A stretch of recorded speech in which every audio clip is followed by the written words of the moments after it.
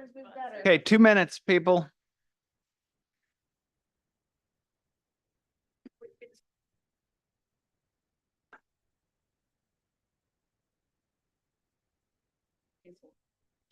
Please. 100 feet.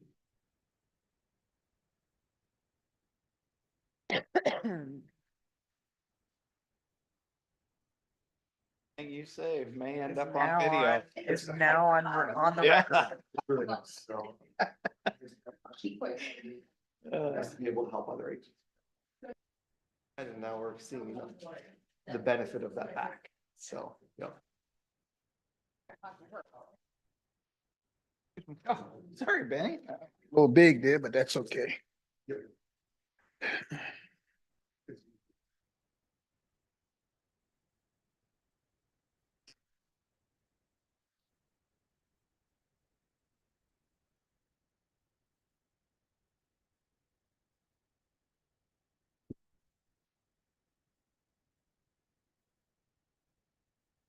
All right, Mayor, we are live. Good evening, North Pole and surrounding areas. I'd like to welcome you to the regular meeting. Today is November 18th, 2024. We're in North Pole City Hall Chambers, located at 125 Snowman Lane, North Pole, Alaska 99705. Thank you for being here, everybody out on radio and here in person. It is nice to see so many people in chambers. It really is. So thank you for being here. I know the weather isn't up for that, but it's nice to see people here in person. Madam Clerk, please call the roll. Mr. Williams, Here. Mr. Jacobson, Here.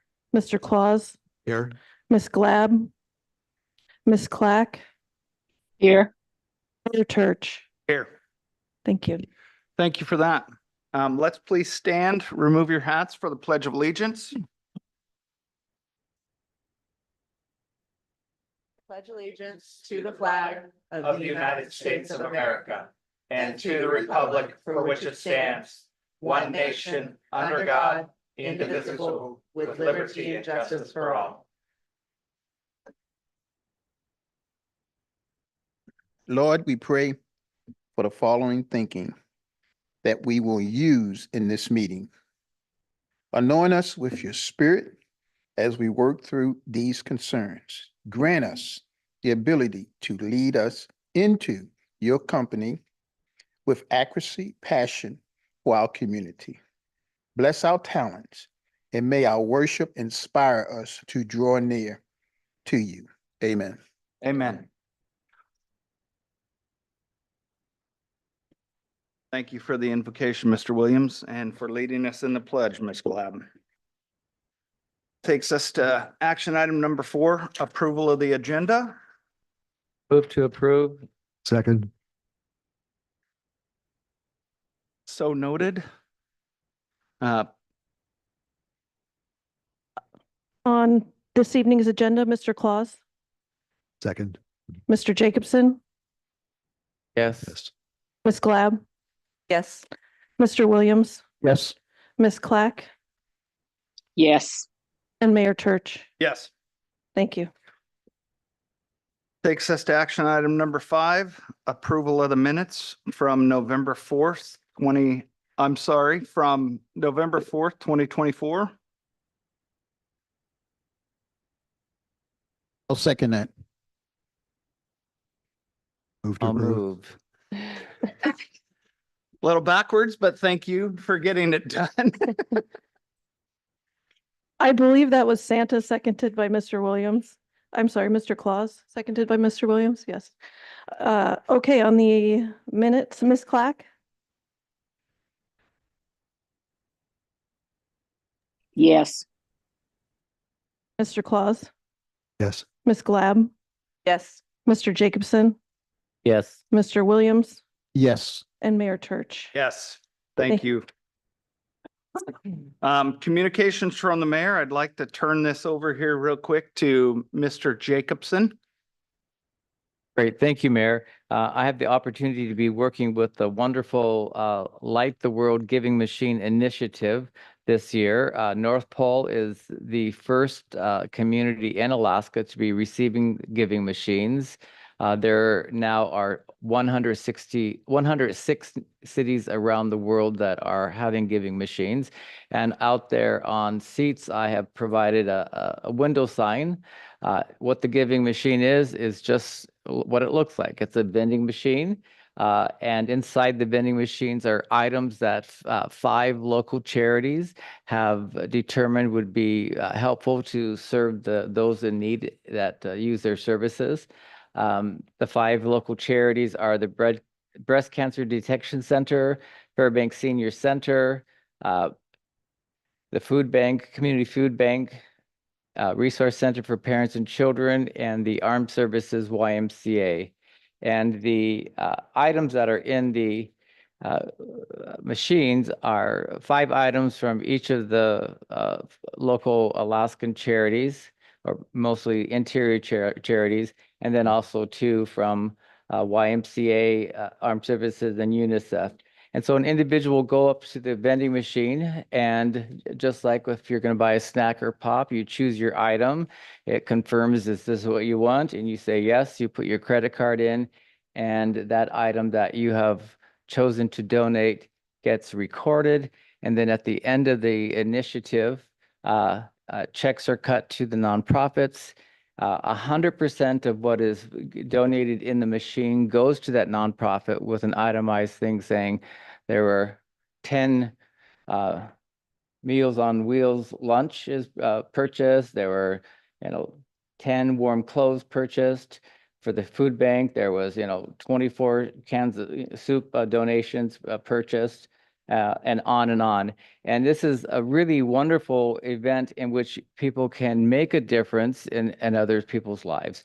These vending machines are going to be in the Santa Claus house starting on Friday, the 22nd of November, and run through the 11th. There'll be 2 there, and there'll be helpers there to help people navigate the machines. In the machines, there are cards so whatever you choose, that item will drop down in the bin, just like in a vending machine, except you don't get that card. That card stays in the machine and gets recycled and restocked. But there are extra cards there if you want to take a picture of it and do a selfie and say, I bought a chicken for a needy family around the world. IDE is one of the lesser known international organizations, and basically it's an organization that helps individuals and families become self-sufficient, developing cottage industries.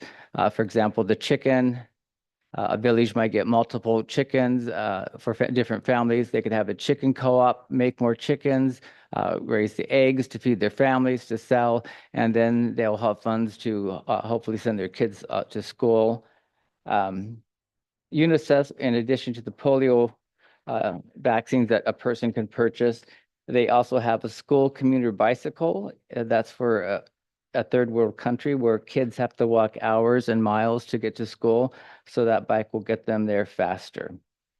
As I said before, 100% of your donation goes directly to for the charity that you chose.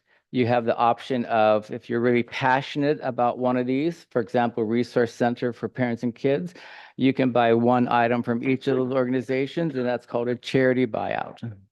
Or you can just be selective and buy 1 or 2. But we encourage you, and the cards and information on your seats, please take them. Please pass them around. If you have a place to put them up on a bulletin board, we want to get the word out because there are a lot of people in need in our community here in North Pole and in Fairbanks and in interior Alaska. And this is just one more way of providing the necessary resources through these different local charities.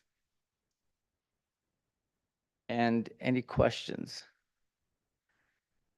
Councilman Jacobson, is there a website that you guys have? I am not seeing it here, but is there a website? There's that- a Facebook page, Okay.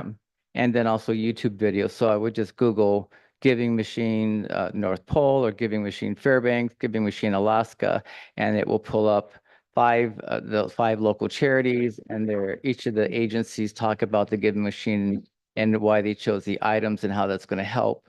And then also giving machines, kind of like follow-up from several years ago, people who bought goats to donate to third world countries. You see a family who has taken those goats and are, making cheese and goat milk, and they're able to take care of themselves. And some of them were Syrian refugees that lost everything. So now they have a means to feed their family and generate some income. So it's very heartwarming, and it's certainly appropriate for us here in North Pole, where we believe that in the spirit of Christmas year round. And we have very generous hosts, the Santa Claus House, Paul and Carissa Brown, who are letting us have those two vending machines inside their stores.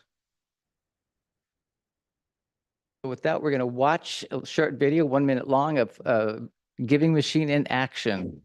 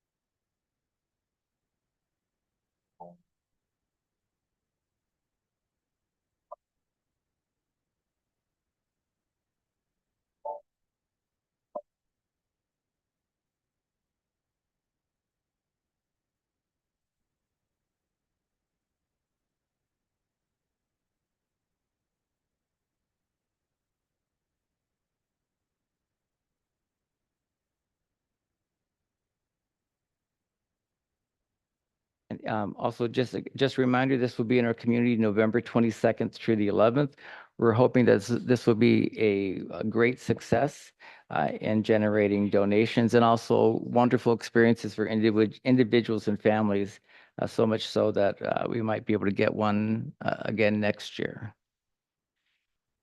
I have a question. Yes. So what you're telling me is from November the 22nd through December the 11th. That's the only time it's going to be there. Yes, though that's a 3-week period that we have the machines here in North Pole, the two machines.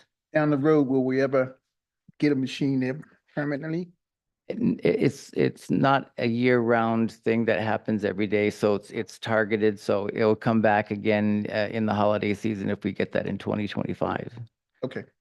We get it first, and then these two machines will go down to Anchorage. But we were really excited that they chose to put the first machines here in North Pole. And again, Carissa and Paul Brown were very generous to open up space in their store during their most busy season. So we're excited about what this will do for our community, opening hearts, sharing hope and joy and caring. So the 22nd at 2 p.m. is opening for us. 10 a.m. You're talking about something else. Oh, okay. 10 a.m. it's open to the public. 10 a.m. to 6 p.m., November 22nd through December 11th. Thank you for that, Jeff. And thank you to being able to bring that here to our community. It's such a great thing. For those of you who don't know what North Star Council on Aging does, I know you've heard of the food bank and breast cancer detection, but North Star Council on Aging delivers meals on wheels to those citizens and those who are have difficulty with mobility, making sure that they are fed and get a warm meal at least a couple times a week, warm clothes, companionship, and it really is a wonderful thing for our community. So thank you for helping bring that here, Jeff, to North Pole. With that, we have a vacant seat here on our council. We have 3 local residents here from North Pole who have put their name in the hat or bin. In the magic basket, I have 3 names, and I'm just gonna draw at random, and that'll create the order of who goes first and second, and third. So Maggie. First is Anton Keller. Next will be David Brandt. And then that leaves Sandra Rolfe. And Larry gave a brief about the kind of order of business, but it's an introduction of the candidate. Larry. Thank you. You get 2 minutes. Okay. Talk about yourself, your qualifications for the job. And then as a council, we'll have up to 5 minutes to ask you questions pertaining to your experience, ideas, thoughts, questions we may have of you. Perfect. And then after all 3 candidates have gone, we'll vote. So with that, Mr. Keller, take it away. All right, thank you. So a little bit myself. Lived in North Pole City for just over 4 years now. Served on city council from 2021 to this recent election. I've had the question of why I didn't run for city council. Well, that was because I was running for city mayor and I didn't know I could run for both, and nor did I want to. So ran for city mayor, lost by 67 votes to this fine gentleman over here. Why I'm putting my name in the hat is because I feel like I owe it to those that supported me through the election to continue to be a voice for the citizens of North Pole as well as business owners here in the city. What qualifies me? I try to be a pretty well-known, well-rounded guy behind the scenes to try to get things done and try to be a community involved person. Let me see. During the day, I'm a husband and a girl dad of 4 girls. And I'm also a chiropractor in Fairbanks. So that I think is as much as coming to my brain right now about who I am. So Okay, thank you, Mr. Keller. Questions for Mr. Keller? So, Mr. Keller, how Yes. would you address our residents that have a variety of backgrounds and interests and opinions, often not in agreement with each other or with the council actions? How would you see to it that they feel like they are being heard here at City Hall? well, Mr. Jacobs, good question. Number one, I try to respond as soon as I can to emails, to text messages, to let them know that first I received the information or their question and concern, and then I would get back to them. I often reach out to other council members first to get their ideas, reach out to city clerk, just to kind of understand if there's any background story that I'm not unsure of or that I'm not sure of. A lot of times decisions come to city council. We try to make the best effort to make the best decision for the city. Oftentimes that comes with some comments from this community and to politely explain what our circumstances and our stance and a little bit of the reason why we came to that agreement if we're able to share, barring any executive session that we may have. Does that answer your question? Yes, thank you. All right, thank you, Mr. Jacobson. Mr. Keller, I got a question for Yes, you. Mr. Williams.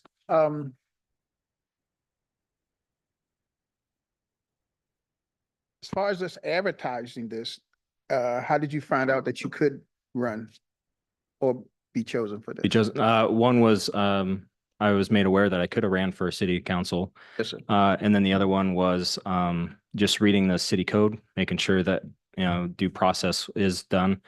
And then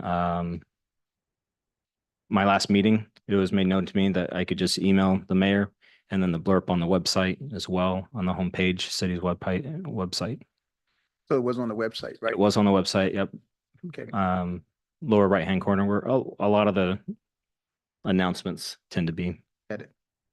Yeah, thank you.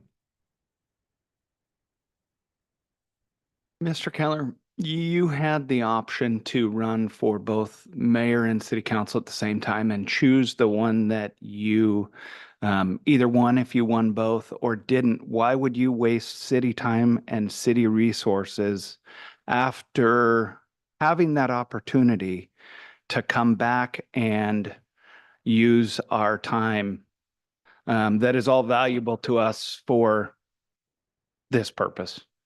So I wasn't aware when I actually filed that I could do both at the same time. That was something that came up after I filed and after I started running and after the time was closed.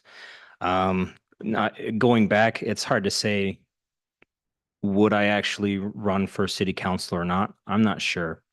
I do recognize that time on the council here tonight is valuable time. Like I said, I've got 4 girls at home and a wife that they probably would rather see me at home, but they also know that there's a civic duty that comes with being a citizen. So to me, time is valuable. I'm a busy guy. If it's not on city council, there's other things that I'm involved with.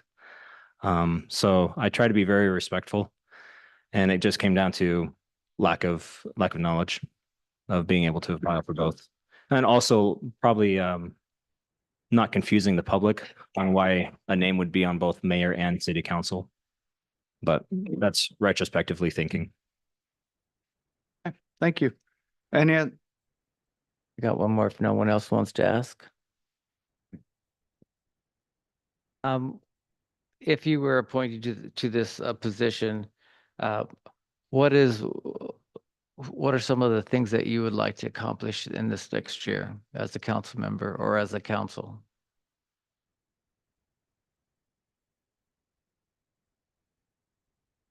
Being on the previous council, I saw a lot of togetherness and unity, and being able to ensure that continues. Continue with North Pole Economic Development Committee. Even though I could be a part of that as a regular citizen, I think being a member of the city council, you not only answer to the citizens being on there, but you also answer to the small business owners. So to me, what can I bring? I had a strong backing from the small business owners within the city of North Pole for my candidacy for mayorship. And I think that is something very valuable that I could bring to the table, is just those connections and those really relationships that I have, and being a voice to the council, but also going back to the businesses. Great, thank you. can I ask one more question of you, Mr. Keller? As Yeah. far as our budget goes, did you have a chance to review the budget for the 2025? And do you have any questions or opinions that you'd like to share? I did review it a little bit. I didn't comb through it like I had been on city council. The fact that we didn't raise any of the rates for the citizens, sales tax, property tax, I think that's great, and for us to properly manage what we have been given. And nothing's coming to the top of my head that I would disagree with. I support fully funding our public safety departments because that's our first line of defense against Mother Nature and all the bad forces that are out there. As far as other things, I can't recall anything. Okay. Any other questions for Mr. Keller? Because I think we're right up against it. Okay, thank you, Mr. Thank you. Keller. You just have to say, in all of the things that are going on in City Hall, I don't actually have a working timer, so the timer for people that are testifying or speaking, they can't see the time, and I apologize for that. Mr. Brandt, please come forward. You'll have, I guess, 2-ish minutes since we don't have an official clock. My name is David Brandt. I lived here my whole life. I went to North Pole Elementary, North Pole Junior Senior High School, and graduated from the brand new high school in 1985. And then went off to UAF. I'm very active in the community. I've served many different committees. First time I met the mayor was 7 or 8 years ago, probably, when we both served on the Badger Road Salt Area focus group together. I served as the North Pole City's representative on the Borough Planning Commission for a number of years. And that was a great honor. I really liked serving the community. I would like to do that as a city council member now. I wasn't aware before I put my hat in the ring that Anton was gonna run again. If I'd have known that, I probably wouldn't have come forward. But after talking to the mayor, I do realize that I have a lot to offer the city that he may not. So that's it. Any questions for Mr. Brandt? Go ahead. You said that you served on several other committees or groups, and you named two, the task force and the planning commission. What other organizations or things like that are you involved in? Currently, no organizations, but I am very active in the community. I go to every public meeting that I can. I watch all of the city council meetings. I listen to all of the borough assembly meetings, and I have for years and years. So not only have I lived here my whole life, but I keep informed on the issues, not only now, but in the past. So I could bring a lot of history to the council that maybe somebody else doesn't have. Great. When you stopped by my office Friday, I want to say thank you very much. In the budget book that we put out online, we had inadvertently doubled up a page, which was supposed to be revenues, and you are really the first one to bring that to our attention. So thank you for being able to look at what is there and being able to call it out as missing, knowing that it wasn't there. I think that is also makes you a good candidate because you're able to look at the entire package and know that something's missing and be able to know what that is. So thank you for that. I did go through the entire budget very thoroughly, and this evening I talked to Trish about there was 4 or 5 of their glaring errors in the budget, and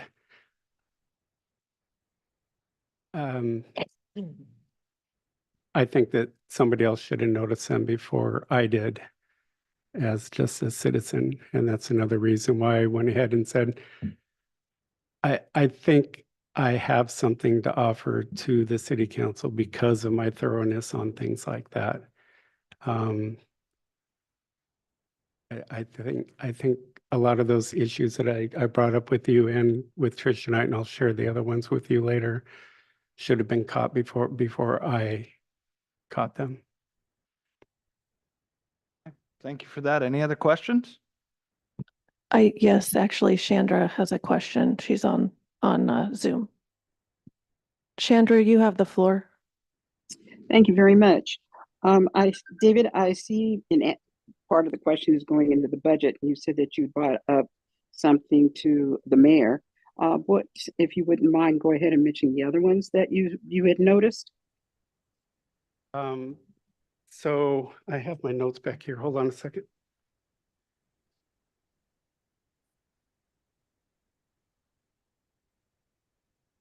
First of all, page 31 was supposed to be revenues, and instead of the revenues, the admin budget was there in place of the revenues.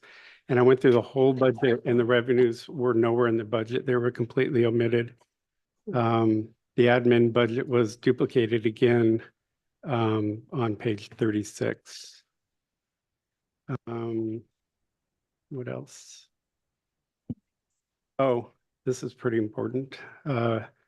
So the appropriation ordinance, it says here in the table of contents, ordinance 22-25, it should read ordinance 2409. 22-25 is amending the fee schedule back in 2022. But what is actually listed in here is ordinance 2315, which is last year's appropriation ordinance. Cool. So this year's appropriation ordinance, and I mean, it's very obvious if you look at it, Mayor Welch's name is on it. It's 2023's ordinance. So you go down to the reserve funds and it's supposed to be ordinance 1625 on page 86. And if you look there, ordinance 2409 is there in place of 16-25. So Uh, these I'm are not- just cut and paste errors. It's not a big deal, but I just wish I had a reference for following along on, Trish took copies of my notes here. so- okay, thank you. So to speak to that a little bit, we did include last year's budgetary amendment ordinance so that you could compare this year's to last year's.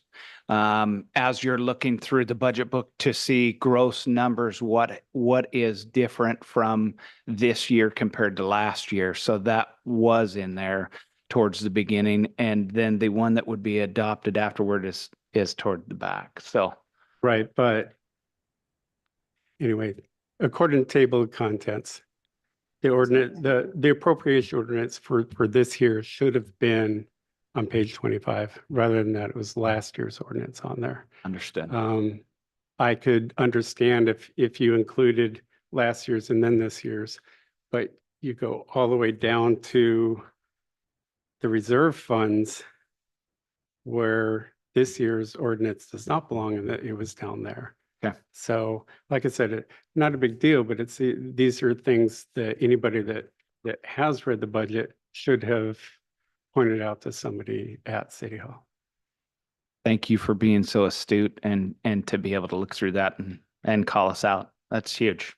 And the fact that the revenues were nowhere to be found in the budget. And I don't know how anybody could make an informed decision on the budget if they don't know what the revenues are.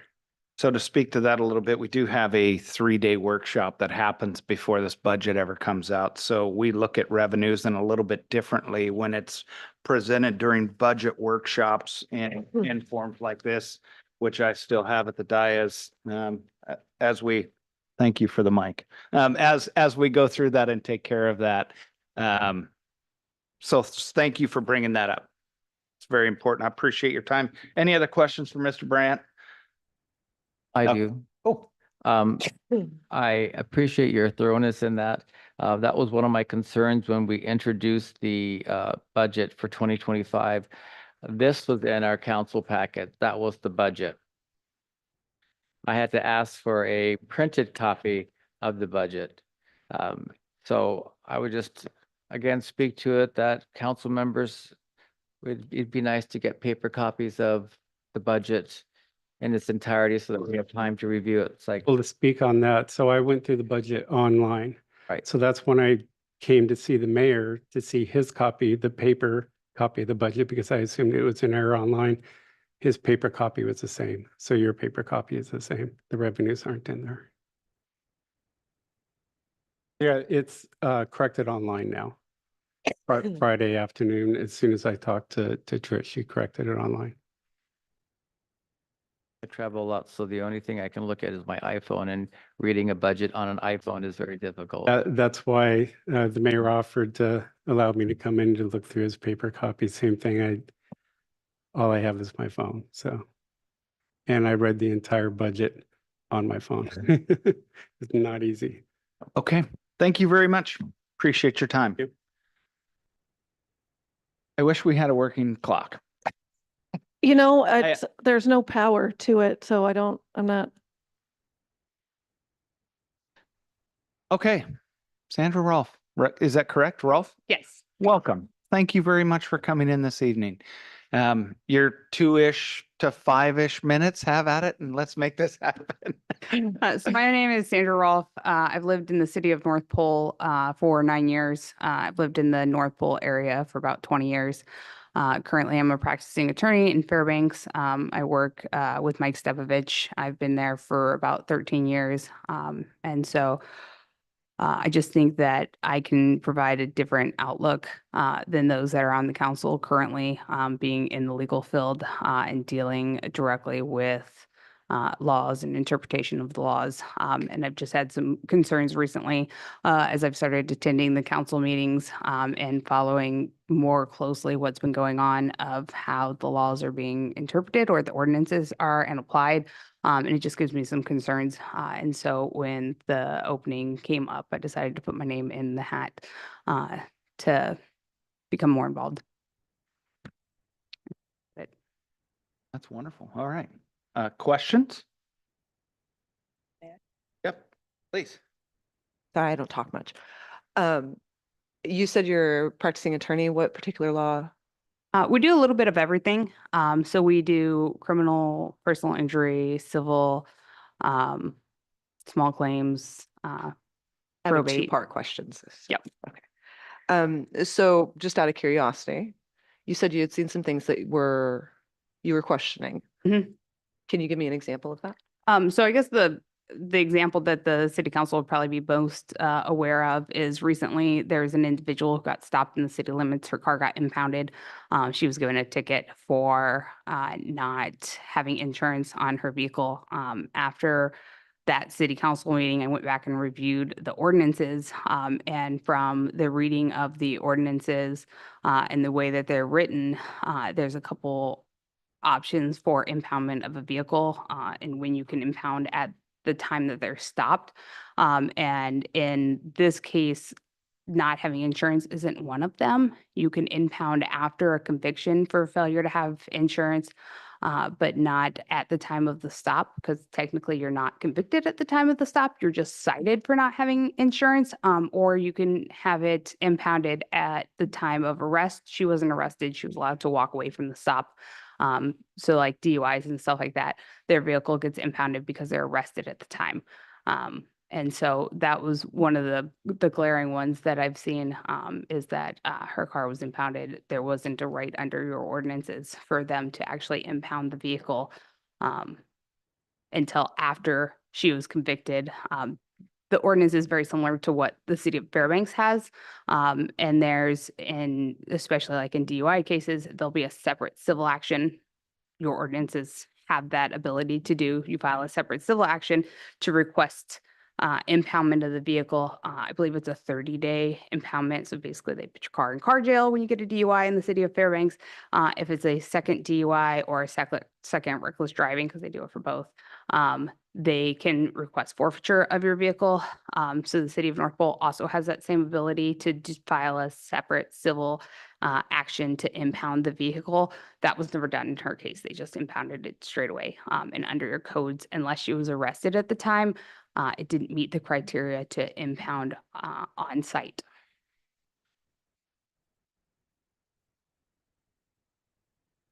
Any other questions? Does Chandra, does she have any questions? I'm not seeing a hand raised, Chandra. Yeah. Okay. Thank you for coming out this evening and thank you for talking about that. I would like to sit down and talk with you more about that after this is over and get those issues with ordinances and codes straightened out so that we can perform our job better. So thank you for that very much. Okay, so I think I had on your dais, there's pieces of paper. If you all just want to, any of the three, pick your favorite. And Chandra, if you want to pick your favorite, I don't know if those are the right terms, pick your favorite candidate for the vacant council seat. And if you'll text it to Maggie, I will come by and pick everybody's up here in chambers. Thank you for that, Madam Clerk. And while we are waiting on that and tabulating the votes, I'd like to talk to and about a few things that I have done in the last couple of weeks. It has been a very eventful time here at North Pole. We are doing a little bit of remodeling in City Hall to use the room that we already have versus building out to be able to get our chambers back, which is super important as we're all sort of crammed in here, and B, use the room that we already have, making the best use of funds with about $20,000 to $25,000 worth of remodeling, we're going to add quite a bit of space that should take our city a long way down the road. I would like to hope 20 years, but I can't guarantee that. But I certainly would like to hope that it's that long, and it will really give us space and the workflow to be able to make things happen in City Hall. And what is the halls of office? Essentially, we rotated the old counter, if you've been to City Hall, 90 degrees towards the front door. It will shorten our space up a little bit if we have 30 people at the counter demanding help. And they could overflow into chambers at that point, but it gives more room and a better workflow in City Hall. Adds, 10 by, 14 by 22 feet to our office space here without having to really build anything. We removed a hall that was sort of unused. So the hall between the counter and the kitchen is being converted to office Encapsulated space. into office space. Yeah, it's going to make a huge difference for workflow and for everything else. It'll make a lot more sense during elections. Public access to bathrooms would be through the council chamber down this hallway. Correct, still accessible, just like any other time. Council chambers is always open. I, as mayor, have moved my office outside of that on the edge of council chambers so that I am more available to people who want to come in and visit, talk to me, pull on my ear, discuss things. And it seems to be pretty well received. I have had quite the flow of visitors over the last couple of weeks. Yeah, it's wonderful. I was honored to be part of a recycling commercial that will be out coming up soon for recycling in our community. I know that we don't do a great job of that here in the interior, but we can always do better. And I think it's something we should do. As you pass over the new overpass driving to town, you can literally see the top of the landfill. It looks sort of like a mini Lockloy Hill. In 30 years, I might want to build a house up there because the view from up there, the Alaska Range, is absolutely beautiful. But it's disappointing to know that it's our trash that is piling up. Very unfortunate. So I'm glad and was happy to support that with Mayor Hopkins and Mayor Pruse. We also did a proclamation for Veterans Day service down at Westmark, which was excellent to attend and meet some fine veterans. The displays that they had there and the people that were there, pretty exceptional. Got to do a little bit with the APOA, the Alaska Peace Officers Association food drive at Costco last weekend. And I think this weekend they're going to be out there, not to plug Fairbanks Police Department more than ours, but they will be out at Costco this weekend. Sorry, Chief. I'll pay for that later. As far as things happening around in our area, the PTSA at North Pole High School is having a bazaar, 10 a.m. on November 23rd.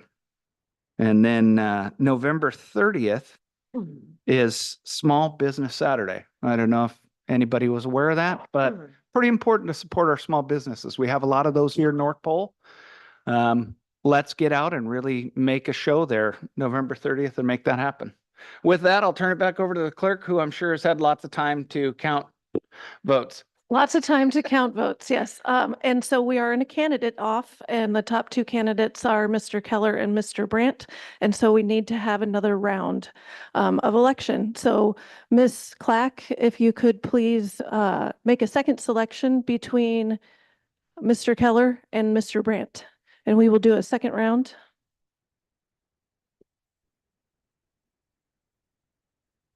I wish we had background music we could play. Those people who are out on the radio, I'm so sorry. You have to kind of hang out and wait for all this to happen. Thank you for your patience out there in Radio Land.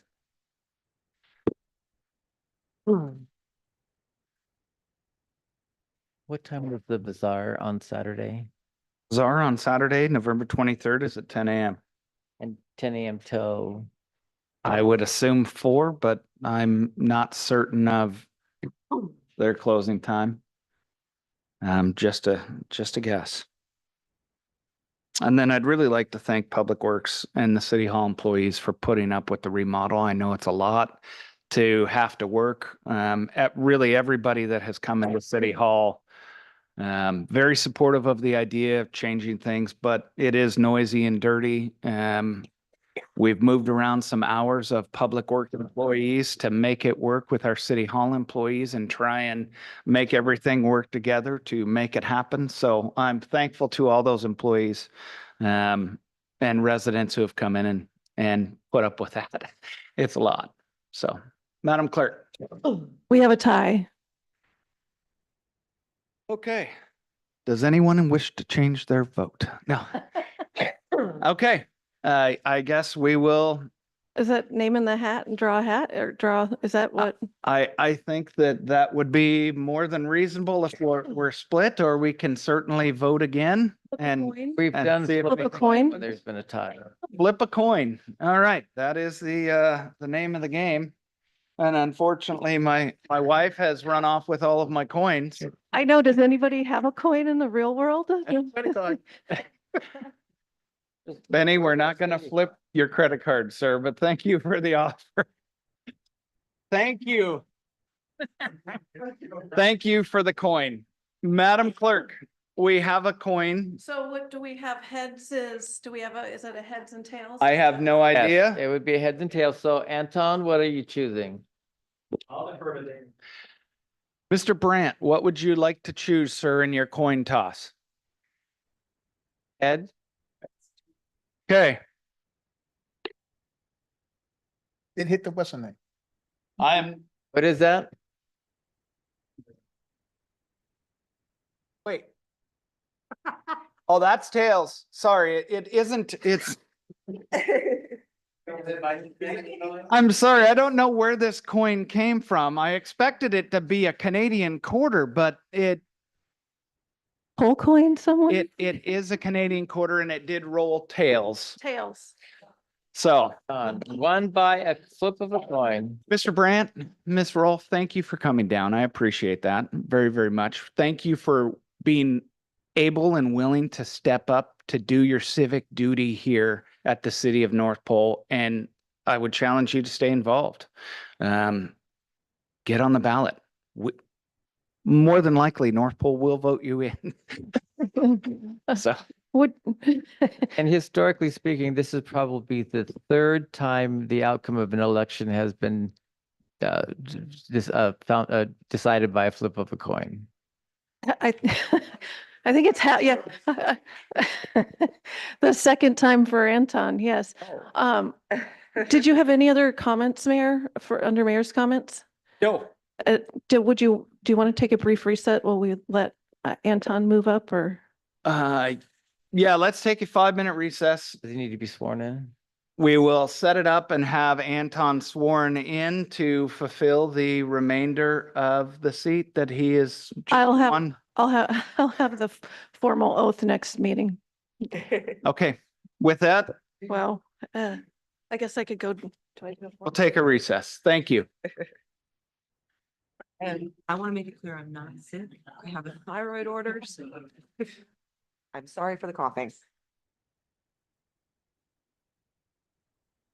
This is the third time? Yeah, there was, I just have to read. back in the 90s, there was a tie and we had to flip a coin to see who. Anton, I'm not sick.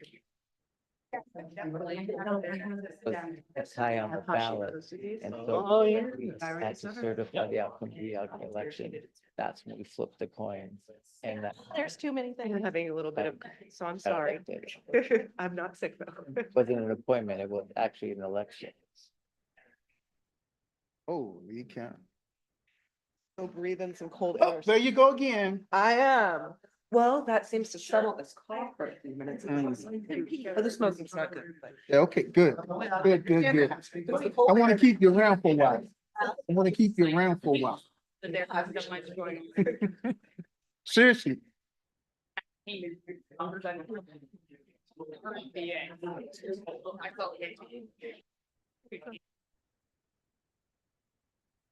Hmm.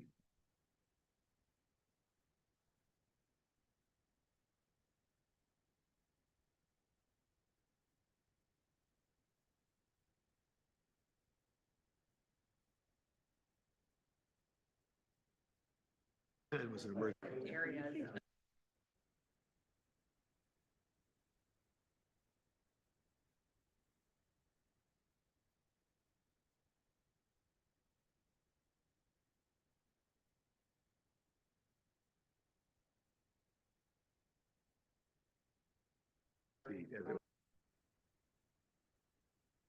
More so when you're As they're dropping. slash, comma, colon. makes a Shall world and of may are difference. very different in legal terms, and everybody's like, what? Yeah. And I'm like, may means that you get the choice, shall means that you gotta do it. So there's. reasons some of the words that- Yeah.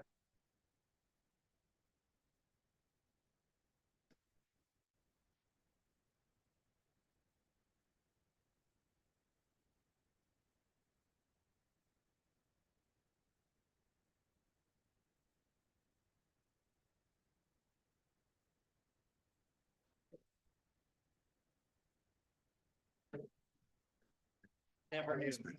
That's hilarious.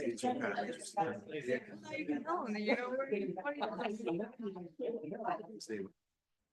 I have it actually on that exact impoundment.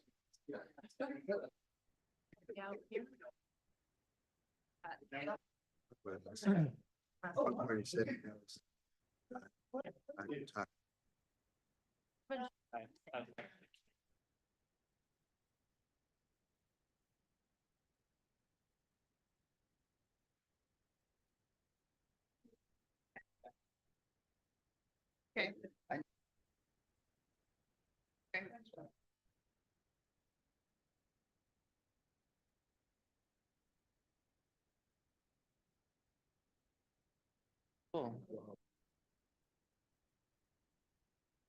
Okay. Better, so.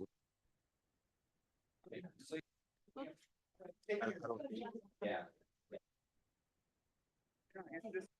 Calmed him down, and that was the important part. So he finally shook my hand.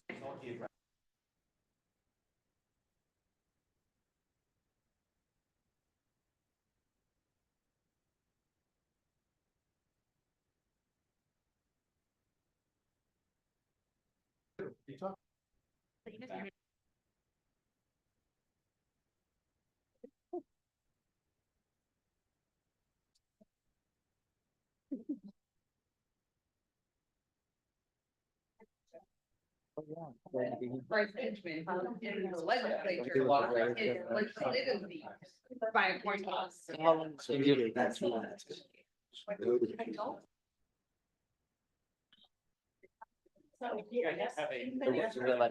Right? Please do that. He listened to the conversation. A lot of state. Yeah.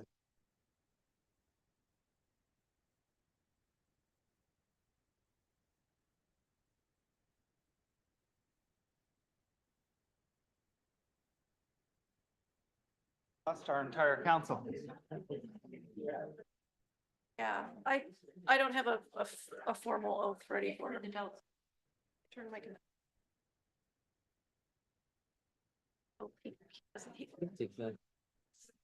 pretty pig. Yeah. Then he can take. He should have his, Plaque. Yeah, that is less important to me than.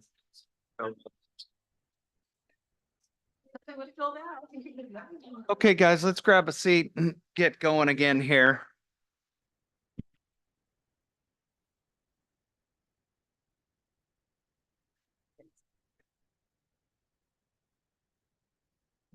Madam Clerk, I'll go ahead and turn it over to you for the oath of office to Mr. Keller.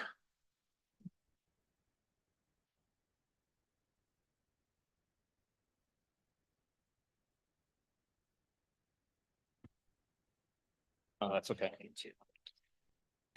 Hello. Okay.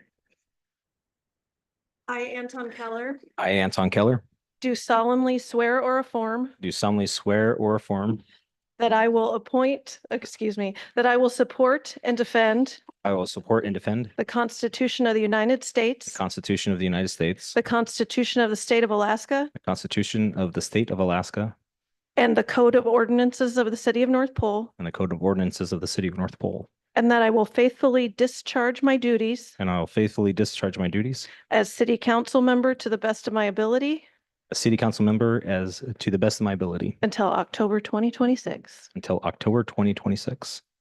Thank you. Thank you.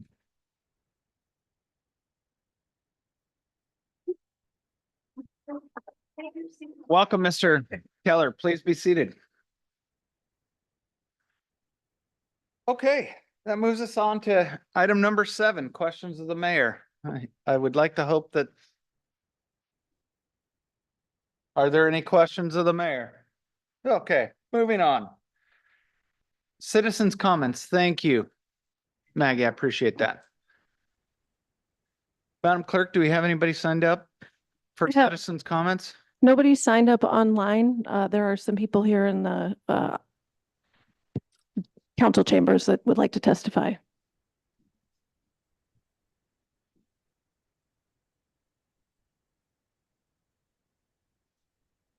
Hi. I wasn't planning on making a comment. My name is Tammy Wilson. I live at 571 Kenora North Pole, but I just kind of want to enlighten on the process that y'all just did, just because nobody seemed to be able to set their clocks, to figure out 2 minutes and 5 minutes. So I did.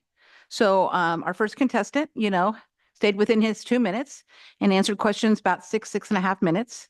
Our second contestant stayed within his 2 minutes, right? He stopped at 8.5 minutes with the questions, and our last contestant stayed under 2 minutes and only got 2.5 minutes worth of questions. Really, just kind of like one question. And what do I bring it up? Because first of all, 7 minutes to pick the next council member seems like it might be enough if there was an application process, but for everybody to know, there was no application process. You literally called and said, hey, I'm interested in being on the council or thinking about being on the council. I do want to be on the council. And I know at least one of the people never received any information about what the process was and didn't even know to be here tonight until I actually looked it up and to see when they were going to talk to them. So Okay. my point really is, it would be really nice in this process, first of all, to spell it out, because I think it's unfair to all of you to have people come here that you've never met before. And then all of a sudden, like, do you have any questions after somebody gave you like a 1.5-minute resume? And I think the city residents also deserve more, so you know what's going on. I mean, we kind of make fun. It could have been a felon or somebody else, somebody said, but we know that somebody who was a felon, right, was put on to our ballots. That's not unheard of in North Pole. So, and even the coin flip, that's not in there either, right? It doesn't address if there's, an issue. Doesn't tell you what kind of coin to use, obviously. So I just think, if you want people to participate in what you're doing, they need to know what to expect, what the process is. And so, just that part of it, I think would be, you get more people to be part of the process if they understand what it is and what to expect. And I mean, I think you're great that you got 3 people who wanted it, because we only had 2 to do it the first time. And so the word doesn't always get out, but everybody deserves the fair chance, and you all deserve to have as much information on each person so that you can come in, have your questions ready, or even better yet, the same questions would have gone to the same 3 people. So you had something to compare. But I'll be honest, I was very impressed with the budget guy, because that takes a lot of details to be able to get in that. So thank you. Thank you. I appreciate you coming forward, Miss Wilson. Thank you, Miss. Did anybody have any questions of Miss Wilson? Thank you. Is there anybody else that would like to publicly testify this evening? Thank you. Hi, my name's Adam Rolfe. I live on Lake Drive. We've recently had throughout the summer, off and on, a radar speed sign. It was a couple weeks ago taken down. Kind of wondering if we can revisit that and get it back, maybe a permanent one. Also would like to see about how we can get some of our speed statistics, radar signs, stuff like that, more public knowledge, whether that be a website somebody can visit to see that data,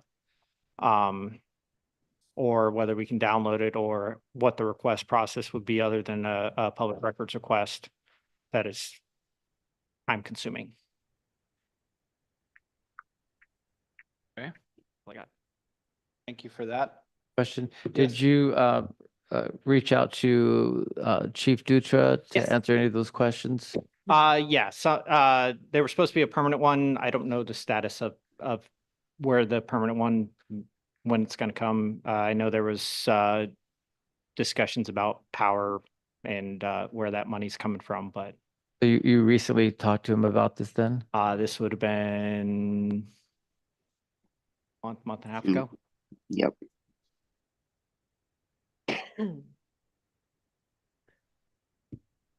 Was that Miss Clack? No? Okay. Sorry, I heard something on the microphone. I wasn't sure. Any other questions? Thank you, sir, for your time, and I'll look into that speed sign and call you. Okay. Thank you so much. Is there anybody else in chambers that would like to testify?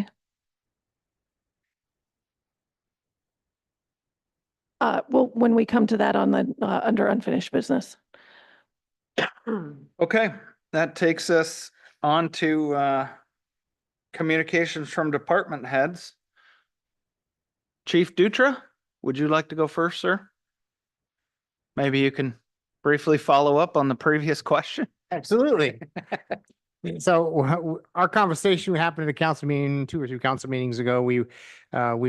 Cody and I talked about the location and where to put power, and then winter hits, and we're not going to be digging any power lines or anything this year. So, and of course, winter's here. So we could put the temporary one up, but the batteries won't last. So that's not going to happen. But the data, he's welcome to put the data in. We just haven't hired anybody to do the website updates and all that sort of stuff for this issue. It's not, I mean, honestly, he's the only one that's asked for it. It's not something that people clamor to get, but he's welcome to have that data. We give it to him anytime, he likes, but it just processes, it's one of the million things we have to do. It's on the list. It's not like we're neglecting it. It's just that sign won't go up this winter. I can guarantee you that, unless the mayor decides to throw huge sums of money at it and we want to make that a priority, we can do that. But we do have 4 signs to place. And I would recommend that you and I engage in a conversation. I think the one we could put in the Lake Drive area, that'd be perfect. And just Cody and I realized that spot is going to take some logistical, spreading power over there and getting a pole put in and that kind of stuff. So, but the other 3, we certainly need to find a home for them, and they're here and they're ready to be installed. So, hopefully that answers the questions. If he's got more, he's welcome to call me and we can chat about it, and I'd be happy to do whatever I can within my limits, but that's where that's at. Thank you for that, Chief. It really does make a difference. I have another friend who lives back in there, and having that sign out, even for myself, driving to visit my friend, it is surprising how we don't catch ourselves when we really should. And neighborhoods and everything else. So I challenge everybody to kind of pay attention to that, especially with the roads and everything else. It's dark out. I did see some kids out early this morning, walking around in black clothes, 3 a.m. Kind of nerve wracking that they're out there like that. So let's pay attention to how fast we're going and what we're doing. So thank you for that, Chief. If you want to carry on with the rest of your report.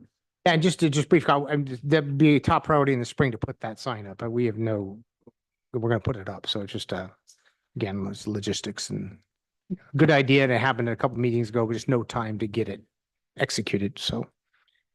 All right, so our building obviously is still a complete mess, but it's starting to look better. We're starting to make progress. We tore out the ceiling tiles out of the entire most of the area in the older side of the station because, if we're going to paint the walls, we're going to put in new flooring, we might as well fix the ceiling, which is 40 years old. So the cost of replacing that ceiling is cost prohibitive, and it's going to be $35,000 to replace the grid. So I asked the painters to give us an estimate. It was about $4,000 to paint the grid, and it's got about $2,000 to put in new tiles. So we move forward with that, and we're going to pull some money out of some asset forfeiture and make that happen. If we cannot squeeze it under the amount that the council set aside for this entire project, which I have been reducing the costs on from 150,000 well below that 75. I'm hoping to come in well under 70 in this thing. So anyway, we're doing everything we can to cut costs and get the most bang for our buck. But the ceiling tiles have been a project for a while. I know when Mr. Jacobson came on council, they allocated some funds and we just couldn't get it done in the time and the cost that had been allocated. So that funds were returned to the general fund. So I think the last piece of the puzzle really is the ceiling tiles. So they just got done painting the grid today. They're going to wrap up, clean up the floors, and we're going to be ready to start flooring it. Matter of fact, Travis from Plembex just emailed me just about 20 minutes ago about when they could start. So they're due to start the 25th to start laying flooring.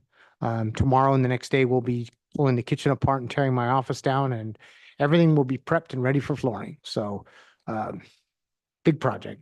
Little project, but a lot of disruptions in workflow and a lot of mess. Really, if you haven't been over there, you come over and take a look. But so anyway, we're getting there. So I can't wait to see what the final product is. It's kind of cool. So we did go to Costco over the weekend, and we did pull in a little over 29,000 pounds of food, which I will say is the best day ever of any agency at Costco. And I do thank the mayor for his efforts because Councilman Williams knows how hard it is and how much effort goes into that every day. Talking to every customer that comes through that door, the mayor was slaying it, contacting everybody, handing out flyers, and man, it made a world of difference. We did a good job, pulled in some funds as well. So that about 3,000 pounds more than the troopers. I just want to mention that. And we offered in order to help get this annual food drive over 100,000 pounds, because we've been so close the last 3 years. We just couldn't quite get over 100,000. I offered to help FPD augment their staffing for their food drive so they could do 3 days at Costco. And they were unable to staff Friday completely. So we're scrambling to cover Friday. So if anybody wants to come help us out on Friday, we've got a sign up sheet. We'd love to have you come hand out flyers and help us do food drive for on FPD's behalf at Costco on Friday. We're in it for the win. We're not really in it to, for the win. The win means food bank. Not necessarily the department. So we're going to help them out because of their staffing and such. So we'll be there helping to get us over 100,000 pounds.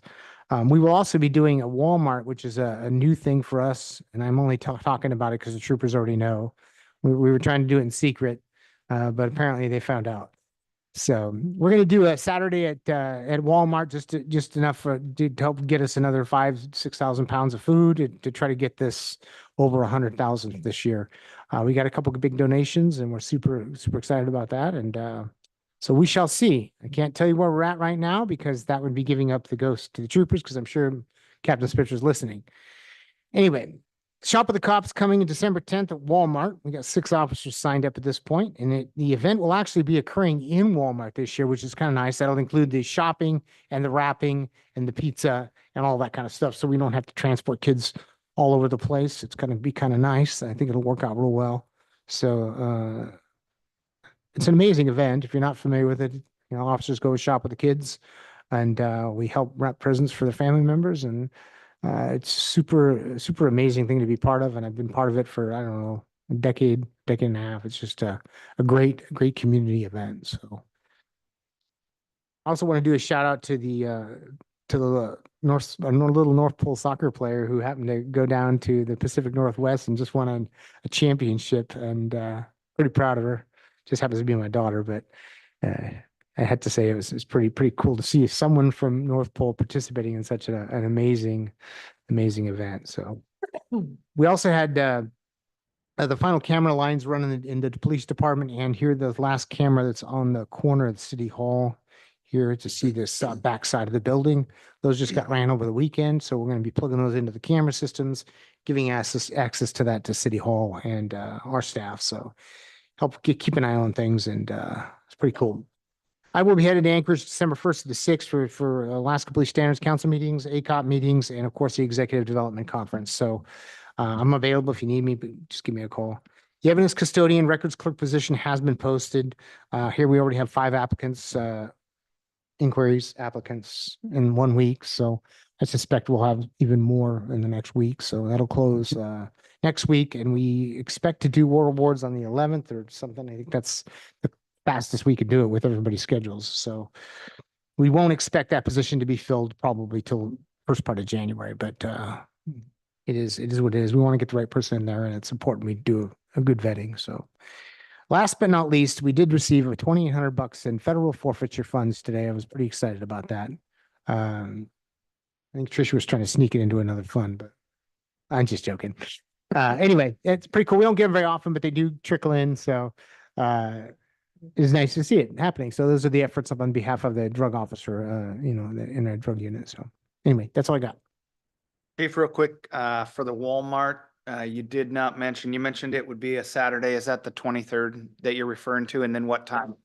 This Saturday and during the normal business hours. So I don't have that off the top of my head, but I will send you the sign-up sheet. I'll send it to Emily to send to the council. If you guys want to sign up for a slot, come on by, or just show up for an hour or two. That's great too. That's November 23rd. This Saturday, yes. I believe Chandra's raised her hand with a question.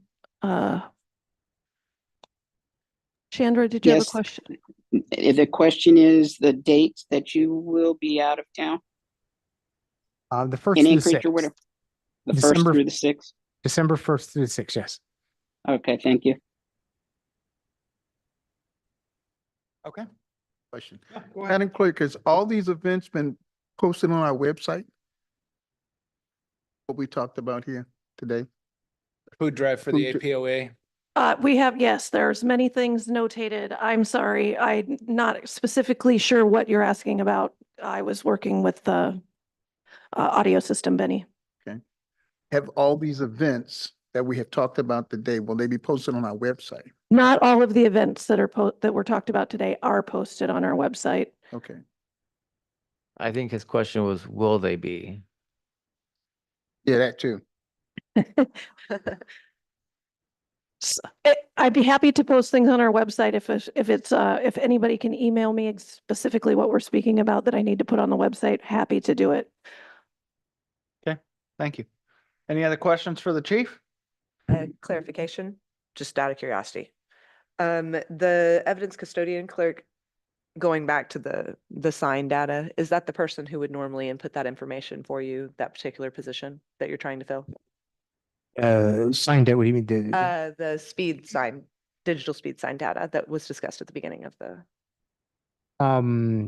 No, Rachel generally does the website. So what we need to do is craft what it's going to look like and how it's going to be up on the site, and then Gotcha, okay. pull the data down. It's just another project among many other projects that we Right. have. And with the lieutenant being out, that's definitely the more workload on everybody else and the departments that it's just a lot going on right now, and that it's important. I'm not saying it's not important. It's just another project among many. I was just asking because I Rachel's doing thought maybe that went into that. double duties now, so she's doing a lot of stuff. So we just haven't had time to move it to the top of the list. Perfectly understood. Yeah. Ms. Clack, did you have another question? I did. Dutra, congratulations to your daughter for representing North Pole in the soccer. Thank you. Okay, thank you. It's not a question, but it's congratulations. Okay. Thank you, Ms. Clack. Appreciate it, Chief. Thank you. Thank you. While Chief Heineken is making his way up, Madam Clerk, do you have a report that you want to give? Yes, I did. We have the bed tech bed tax grant presentation meeting, which is the 26th of November. Those packets people are picking up actively. We did have 7 applicants.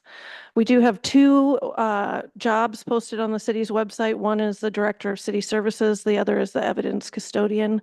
Both are available. And my only other note is that there's 36 shopping days till Christmas. Time is flying. All right. Any questions for the clerk? Thank you, Emily, for that. And thank you for mentioning how many days till Christmas. It's super important for us here in North Pole. Chandra has a question. Go ahead, Chandra. How many people do we have on the council for the bed tax? I know I'd asked you earlier. Committee question, she's asking. Yeah, I was asking for the bed tax. Did you hear the question? Yes, I heard the question. I believe Emily is looking that up right now to find out exactly how many people are on that bed tax committee. I don't have that information in front of me. I certainly can email you that later this evening after the meeting, unless Emily has already found it. I have it. Chandra Clack is on there, Mayor Church is on there, and Benny Williams is on there. Those are the 3 council members that are on the 2024 bed tax committee. Okay. I'm happy to pull up the whole. There we go. Because I was trying to recall if it was 7 or if it was 6 people. So that's Chandra, Buttons, Bear Church, Benny Williams, Wanda Addisberger, Larnita and Dave Skips. Juanita and Dave Skips. Are you seeing that, Ms. Clack? I am. Excellent. Okay. Thank you. Yep. Thank you. Thank you, Madam Clerk. Chief Heineken. Good evening, Mr. Mayor, council members. Welcome back, Mr. Keller. And a big thank you to all 3 of the people that put their name into the hat. Very impressive. Probably a hard choice for you guys to make. That was 3 really good candidates. So thank the 3 of you, because without the city council, this city cannot function. And you guys are the top of the chain here. And as one of the directors, I very much appreciate the council support and guidance that we get as directors. So it's good to see people standing in line and wanting to help. The only thing I really have for tonight is obviously the temperatures are dropping. In the fire department, we see significant changes when the temperatures drop. Usually for the first big drop of the winter, we see an increase in fires, whether it's home fires, building fires, or vehicle fires. So just kind of want to get that prevention message out there tonight. Look over your heating devices. If you're going to be firing up alternative heating devices, make sure that they've been tuned, they're properly installed, and watch over them over the first few days that you're using, whether it's wood stoves or pellet stoves or other furnaces.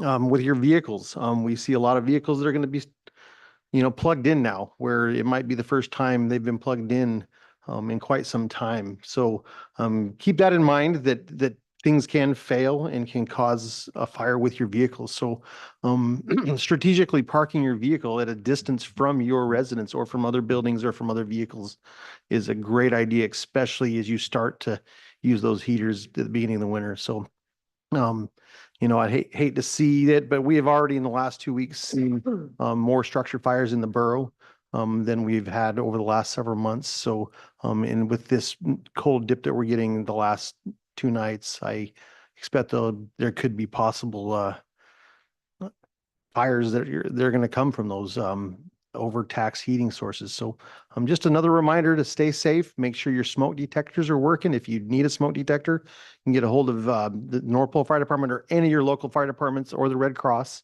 and we can make sure that you have a smoke detector today. So that's all I have for the night. I can take any questions. Yeah, go ahead.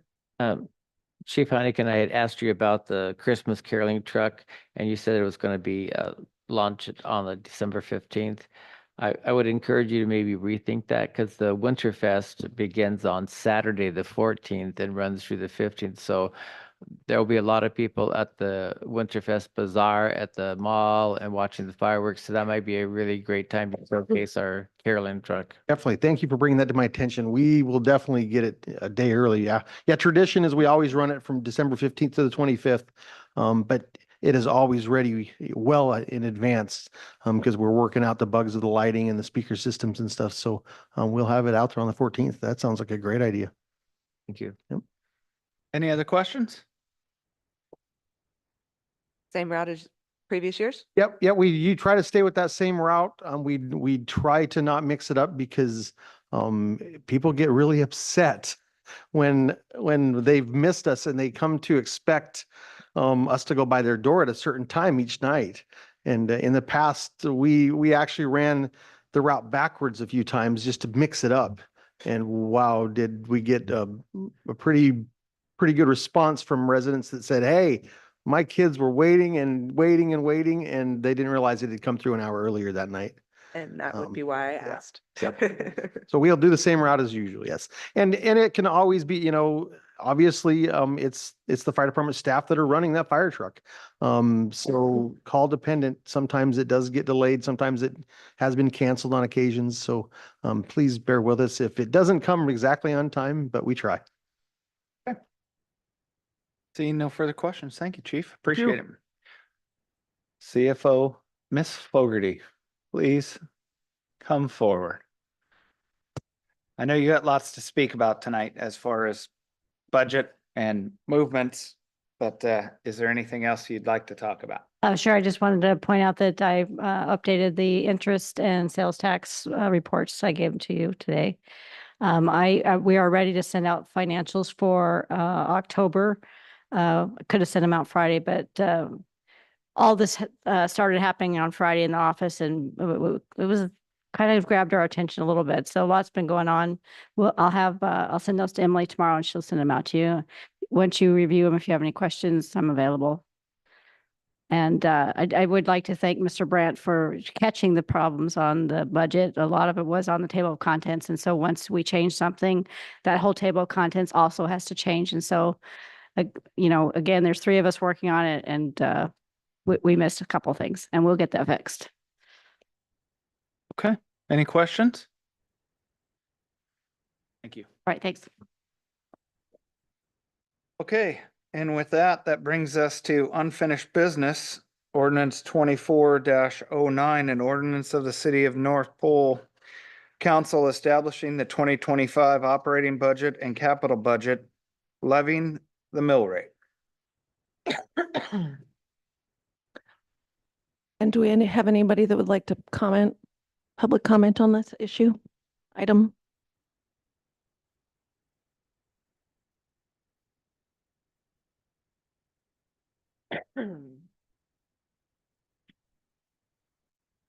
Go ahead, Mr. Brandt.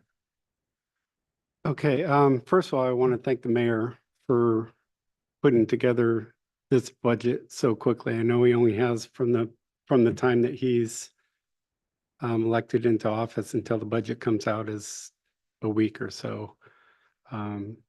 So after talking to you about the process that you went through, I really appreciate the effort that you put into it.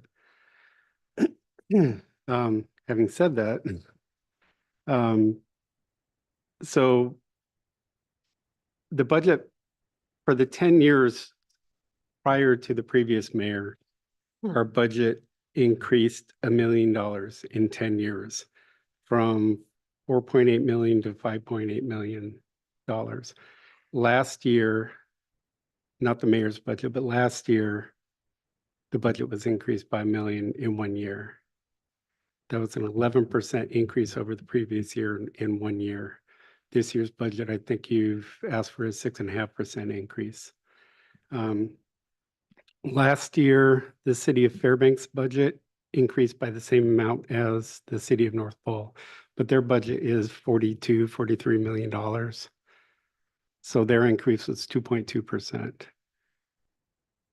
Borough actually decreased their budget by $1.8 million almost in that same period, which was a decrease of about 1%. Urban Alaska CPI for last year was 1.5%. So our budget increased 4.5 times the CPI last year. And the reason I bring that up is because the cost of living in the city of North Pole as a resident has increased substantially in the last 10 years. The sales tax has increased, the property tax has increased. We now have to pay sales tax on all online purchases. And I think that with some tweaking of this budget, without cutting the police and fire department's budget at all and the public works, I think that we could actually reduce the sales tax to 5%. That's a small tweak. But we're very fortunate. We're the only local community that does not have a tax cap. The city of Fairbanks and the borough have to work under a tax cap. And I know you don't want, I mean, you've had to work under a tax cap before, Mr. Jacobson, and you know what a pain that is. I think if we try to rein in this budget a little bit more, I would like to see us do that to avoid having a tax cap. I like the city services that we have. And I don't mind paying for it, but I think we're paying too much right now.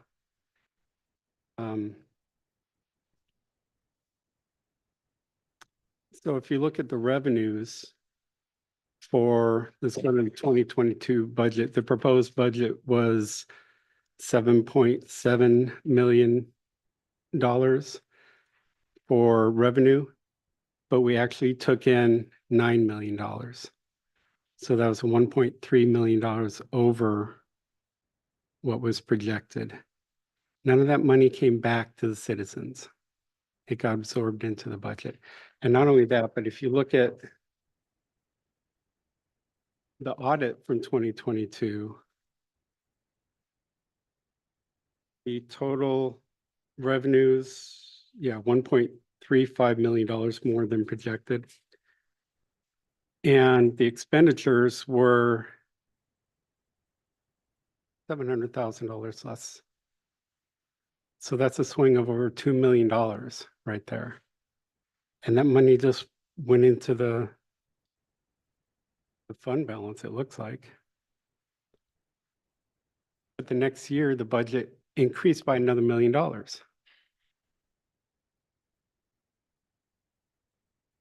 And then this year it went up by another close to that. So if you look at the projected revenues for next year on the mayor's budget, like the sales tax, online sales tax, in 2023, we took in $683,000 when we were projected for 562. This year's budget was projected for 585. I don't know why they projected $100,000 less than we took in the year before, but that's what they projected. And so far, year to date, on October 25th, we've already taken in $552,000 in online sales tax.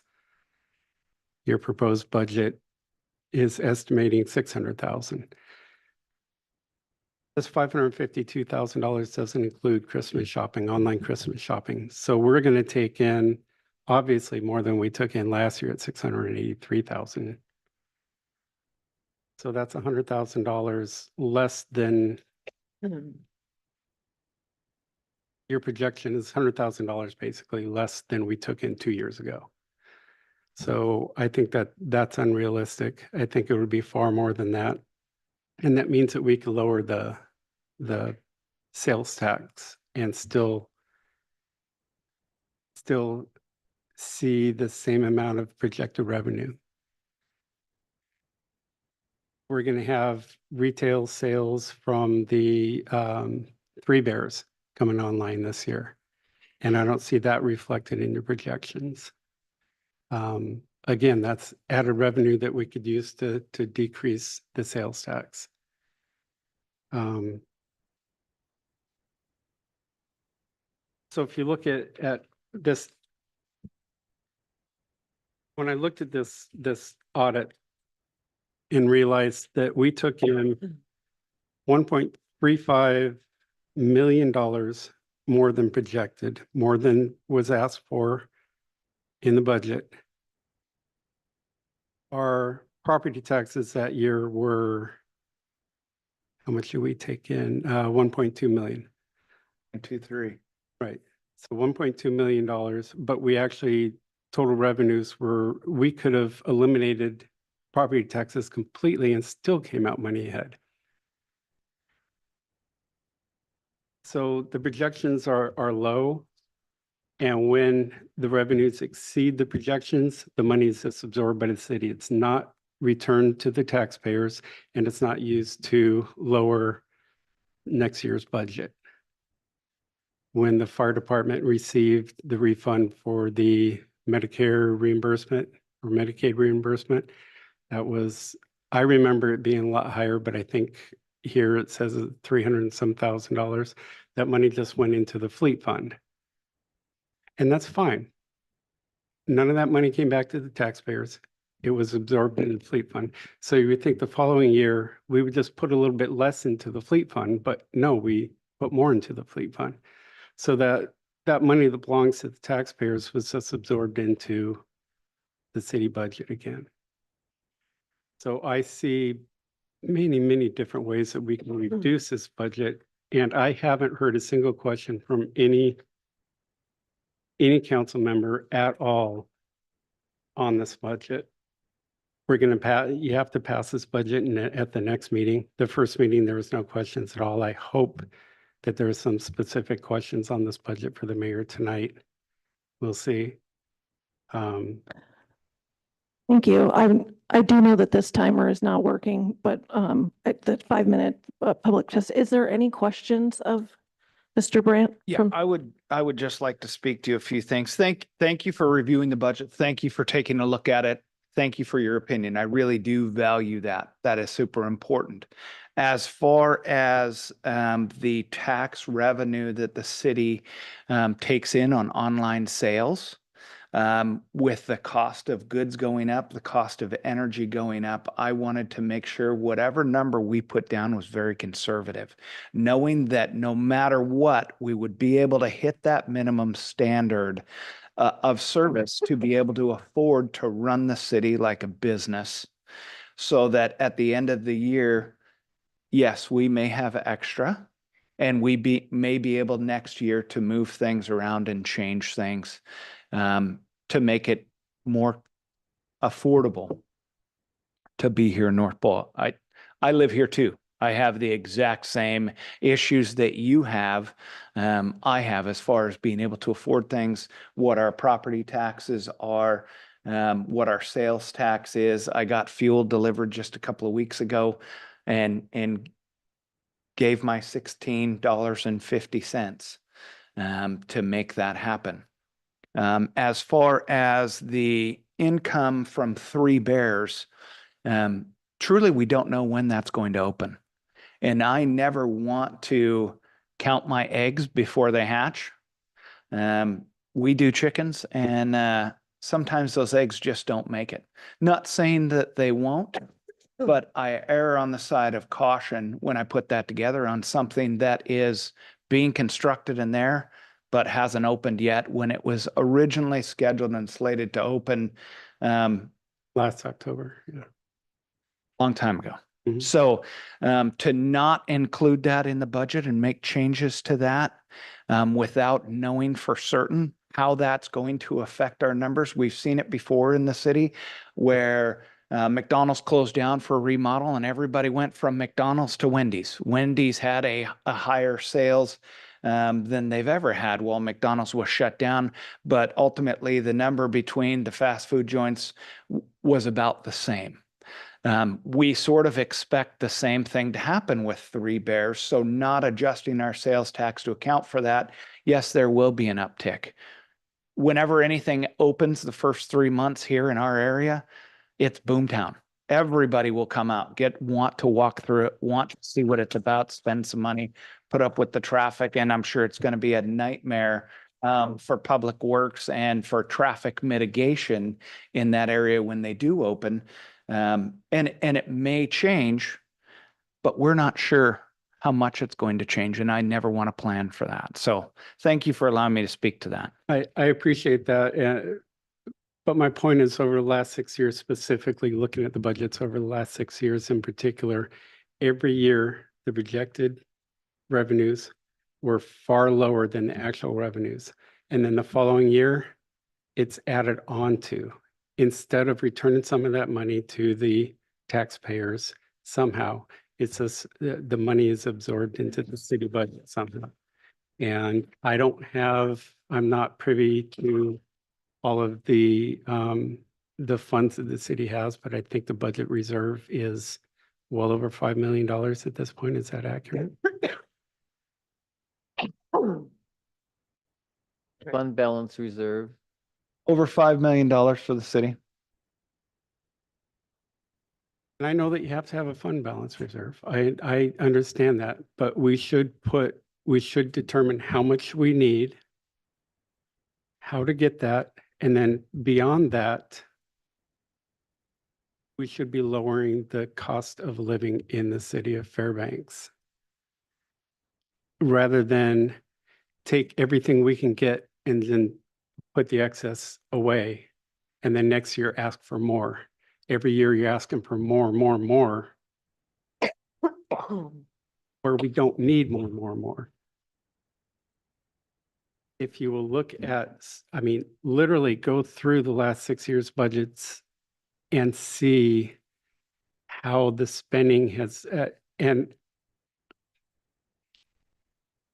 I'm trying not to be critical of anybody in particular or anything, but I wish the city council would spend this money like it's their own, which it is. It's your money you put into it. But this budget just for police, fire, and public works is over $4,000 per person, per resident of the city of North Pole. Fairbanks does it for less than $1,400 per person. And I know there's, scale and everything like that, but that's a lot, 4,000 per person. We don't tax city water. I don't know why we don't tax city water. All of the utilities are taxed. The heating fuel is taxed. Natural gas is taxed. Electricity is taxed. We're not taxing city water. So you want a discount on your property taxes, but then you want to pay taxes for the water that's plumbed to your house? No, I'm not asking for a discount on property taxes. I think our property taxes are 3.5 mils is fair. That's reasonable, I think. I'm saying reduce the sales tax. Just if this budget continues to run away the way it is, we're going to get slapped with a tax cap. I guarantee it. People in this borough love their tax caps. The special election proved that. North Pole will get a tax cap if this budget continues to increase multitudes of the CPI every single year. Multitudes. $1 million last year alone. Okay. And sorry, Mr. Brandt, I apologize. I didn't mean to interrupt you. That's I thought you were done. Pardon? I thought you were done with your thought. I did not mean to interrupt you. There's nothing in particular that I would say needs to be reduced in the budget. It's the way that the revenues are projected and handled and and then the next year when the revenues are so much higher than projected, instead of somehow lowering the cost of living in the city, you increase it more than the previous year's budget, even though you know that you took in far more revenue than you projected.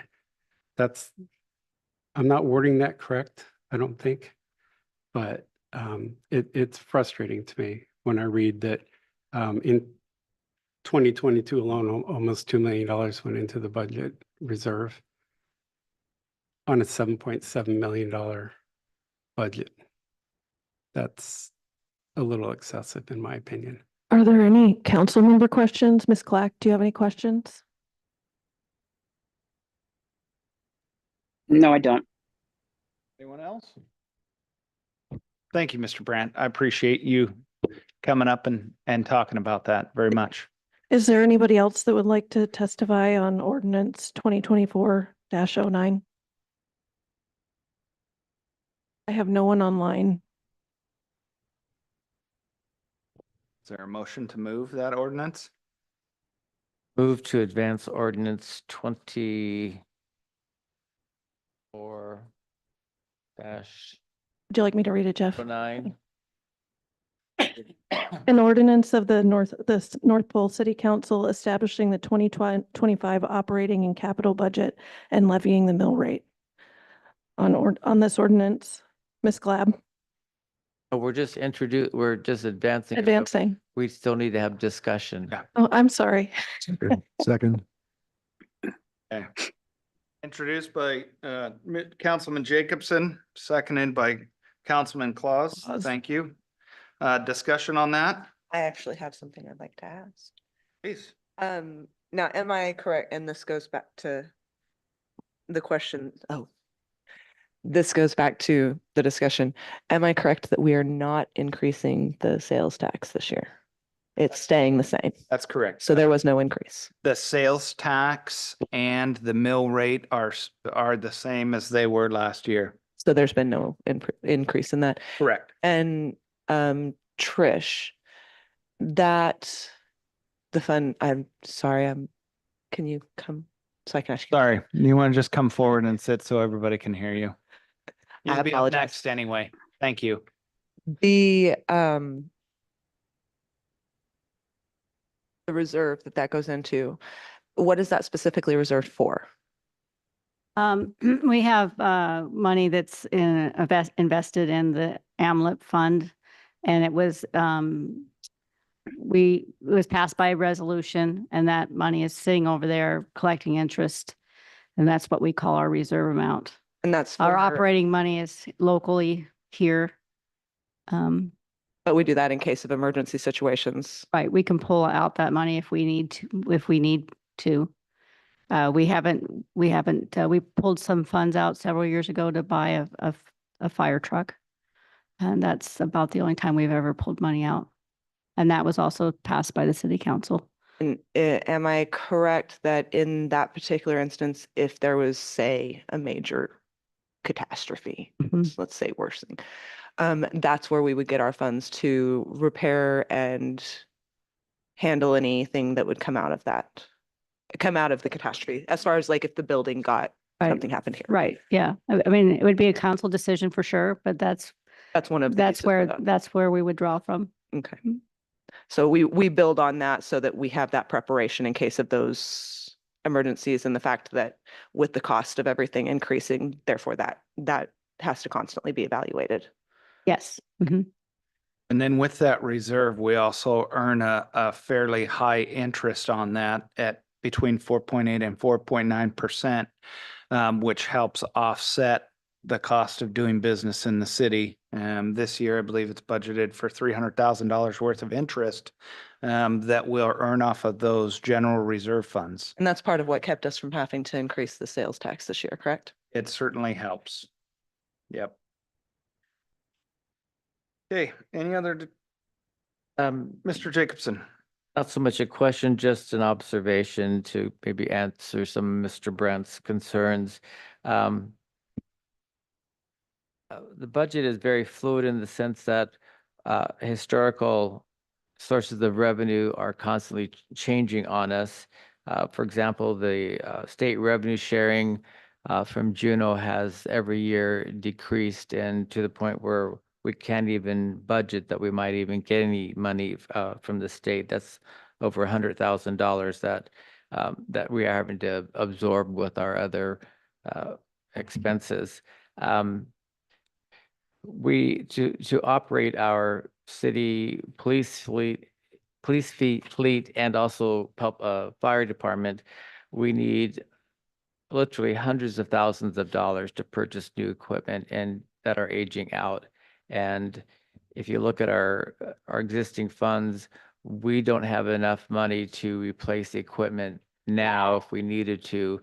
And that's where some of this extra unspent revenue goes, is to move into the capital reserve funds, like we did in the 2024 budget cycle. So those are some things that you need to be aware of, that we really need to have a fund for maintenance repairs that are unanticipated. We have aging buildings, and so if you don't have money set aside, it becomes a pretty big hit. And unfortunately, we're not the only municipality that doesn't have funds set aside to take care of all of our maintenance needs. So University of Alaska, I think, has $180 million in maintenance backlog that they have not been able to fund or take care of. Mayor Welch at one point over a year ago was showing me just what our heating costs have gone up. We have to heat our water circulation, and what was usually an $80,000 expense is now over $250,000 every year just to heat the water to keep the lines from freezing. So that's a 300% increase there. During the COVID, every community was struggling with retaining a workforce and incentivizing them to come to work. And so there was a major wage adjustment across the board to keep our city employees here. And then most recently, as things have become very competitive with police and fire, we had to increase their wages much at a more accelerated rate, just so that we can fill all of our positions. And so that has added to a higher increase in our operations. And we're fortunate that we don't have any open positions right now. And communities just down the road can't say that. But, we were proactive in saying we will invest in our employees by offering them higher wages, because it's, in the long run, it's more efficient and cost effective to retain who you have, who are experienced and know how to operate, than lose them to another organization who will pay them more, and then starting all over with a brand new employee. So those are all moving factors that, I'm fiscally conservative, so I understand your concerns. I just wanted to let you see some different perspectives that we're having to balance out. And if we can reduce our sales tax, because our projections are so, we will consider that. Thank you for bringing that up, Jeff. And as far as fuel goes, for this next year, we're expecting that to be in the $300,000 range, which is really insane for heat and water to be able to circulate it. But with the expansions, the north expansion and the expansion out to Moose Creek, it has taken its toll on North Pole. It really has. I'm glad that we were able to do that for our community, but it certainly has been at a cost. So thank you for bringing that up. With that, to be able to move the ordinance forward, are there any other questions? Madam Clerk? On the motion to advance ordinance 2024-09, Ms. Clack, Yes. Ms. Glab, Yes. Mr. Jacobson, Yes. Mr. Williams, Mr. Claus, thank you, Mr. Claus, and Mayor Turch. Yes. The motion advances. Forgot me, Mrs. Clerk. Oh my goodness. The list yet. I am so sorry. You newly sworn in Mr. Keller. Yes, I apologize. that's okay. I'll add you back onto the roster. I'll forgive you. Okay, so 7-0, that advances, and we are on to ordinance 2024, an ordinance amending the 2024 budget. Want me to talk Trish, about it? please, if you would, talk Okay, about it. so my intention always was to do a year-end, adjustments as far as with beyond category. But we received the dispatch contract about the week, 2 weeks ago. And Chief Dutra could probably talk about this, but it's kind of based on call volume. So we don't budget enough to pay for the police department side of the dispatch contract. And so we need this additional funds in order to pay that invoice. And so at that time, we looked at what else we needed to adjust. And so this is what we've came up with. And I went over that a little bit in the committee of the whole. So if you guys have any questions, I'd be happy to talk about it. Questions?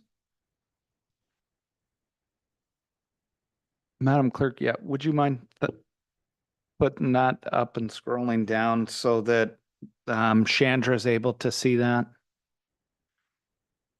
Is that what you're? The flip side, oh.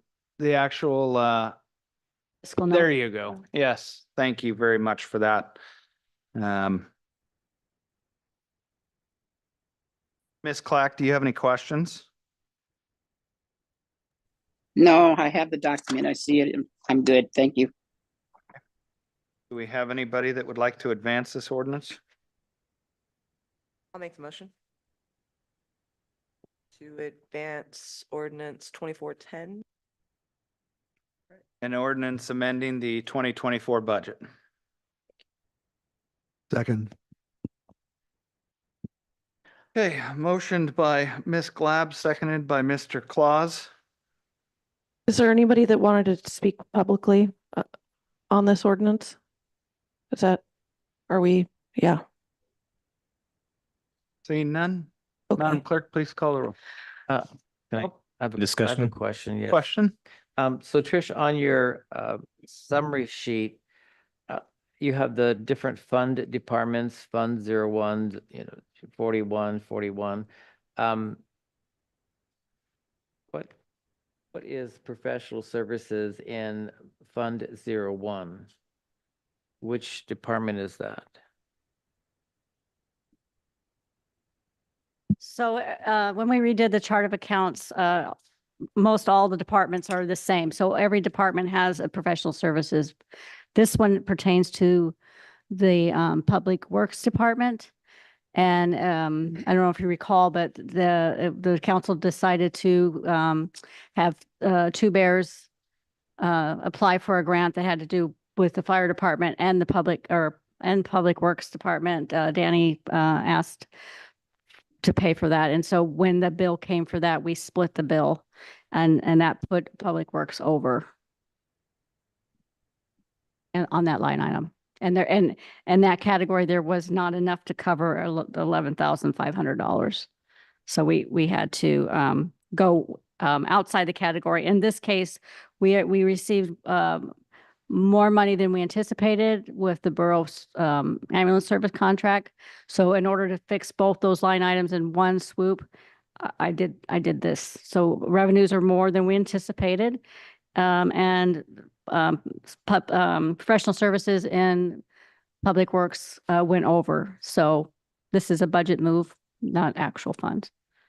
Okay, and would it be possible in future fiscal notes that in addition to Fund 01 and Fund 41, that maybe we put what department that is? Because unless I have my budget book, I'm having to flip back and forth Oh, to sure. know where that Would it money be is. acceptable to you, like on that first line to put PD, on the other lines to put PW or? Yeah, Okay, just okay. something simple Sure. like that, so it'd be easy Okay. to see what we're talking about. Thank you for that request and thank you for that clarity, Councilman Jacobson. It is tough for me as a new mayor to get used to this. Sitting and being in here every day from sometimes 3 a.m. until 9 o'clock at night, working to get a grasp and handle on the intricacies that is the city of North Pole. I appreciate everybody's patience.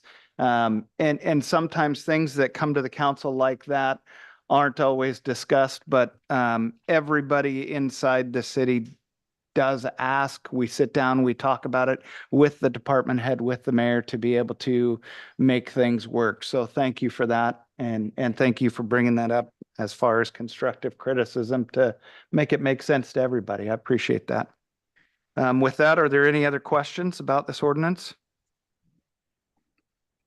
Seeing none, please call the roll. On the motion to advance ordinance 2410, Mr. Claus, Yes. Mr. Keller, Yes. Mr. Church, Yes. Ms. Glab, Yes. Mr. Williams, Yes. Mr. Jacobson, Yes. and Ms. Clack. Yes.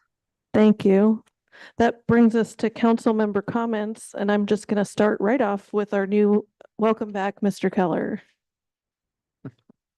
Thank you, Mrs. Clerk. Thank you to Mrs. Rolfe and Mr. Brandt for coming. That's great. I thought I was going to be the only one putting my name in the hat. So thank you. And I look forward to seeing you here more often and having correspondence. To me, it's more eyes on the prize. We only have 6 pairs of eyes. We can only see so much or hear so much. So having more engaged citizens is more helpful. More information leads to more inspiration on what we really should do as a council and as a city. So with me being here on council, humbled to serve again, and looking forward to serving here, and looking forward to seeing what we can do as a city. I'm looking forward to this weekend, this Friday, for the Light the World. I haven't been as involved with it as Mr. Jacobson has been, but I've seen it grow from an idea and a thought to actually what's coming this Friday. What a great opportunity for us to bless the lives of literally thousands of people within the borough through the 4 or the 5 local charities that were picked. I will give a little bit more info. These 5 charities were picked, and they will actually have to give an accounting back to the Giving Machine Light the World initiative on how the monies were actually given and what they actually did with the funds. So they're going to actually have to give an accounting of all this money. I look forward to seeing many people go, many people to take advantage of this situation and opportunity to donate. So, and with that, I pass. Thank you, Mr. Keller. Ms. Clack? Thank you, everyone. I just want to be able to share that so far our Toys for Tots are coming together. The plane will be bringing in some candidates from out of Anchorage that are the Navy Reserves on the 25th. That'll be about 150 toys that will be done with the 2 elementary schools for the city of North Pole. And I've already contacted those 2 schools, and we're working on finalizing the rest of those details and have a Santa Claus lined up for those 2 days. And that's kind of where we're at.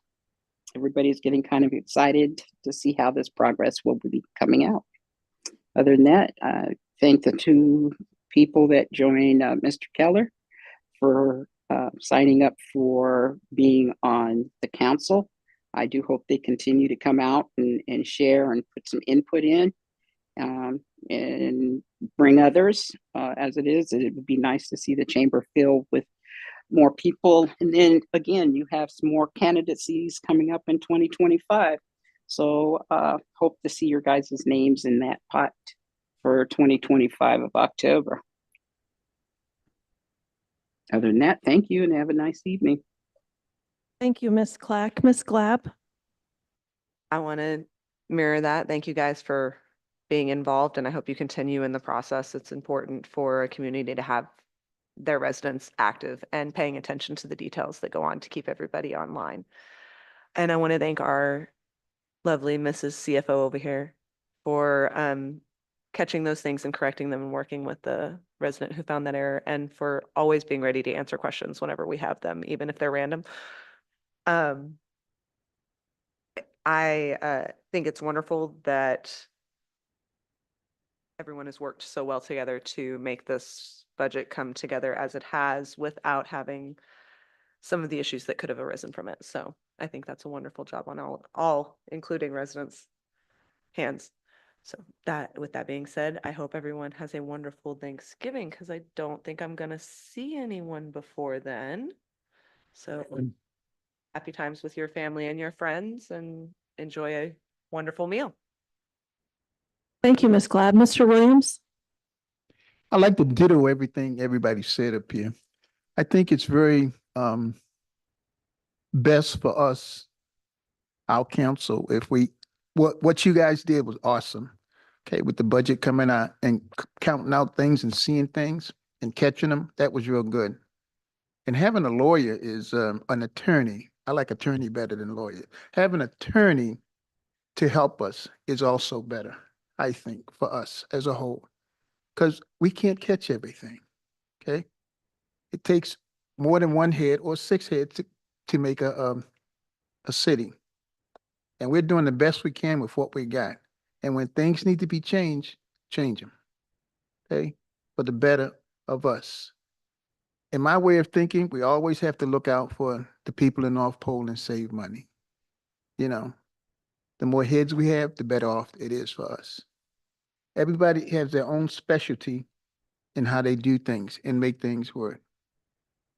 We got 6 people up here. If we had this place full of people, we get ideas. And from those ideas, we change things.